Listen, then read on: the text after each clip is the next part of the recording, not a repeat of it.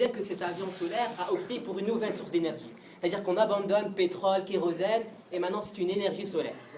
Alors, maintenant, s'il vous plaît, si vous commencez à rigoler, vous n'allez pas me laisser vous déstabiliser. Donc, on a cette énergie solaire captée par les cellules photovoltaïques qui se trouvent sur l'envergure de l'avion.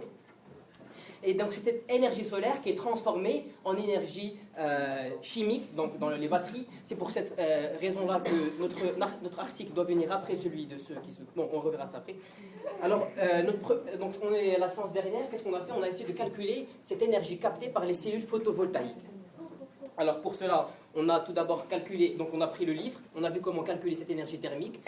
Donc cela est vérifié par la formule E en joule égale à P fois delta T. Donc on a essayé de calculer tout d'abord la superficie. On sait qu'un mètre carré de cellules photovoltaïques produit un maximum 28 watts en 24 heures. Donc qu'est-ce qu'on a fait? On a essayé de calculer la superficie des cellules photovoltaïques. Et puisqu'on n'avait pas assez beaucoup d'informations exactes, on a utilisé également la loi la règle de 3 pour calculer à travers une image, grâce à une image dans le livre qui nous a été emprunté la semaine dernière. Nous vous remercions pour cela. Et donc, on a calculé cette énergie thermique reçue par les cellules photovoltaïques et on a, à la fin, notre calcul a abouti à ce que l'énergie solaire est donc de 460 mégajoules, soit 460 fois 10 puissance 6 joules.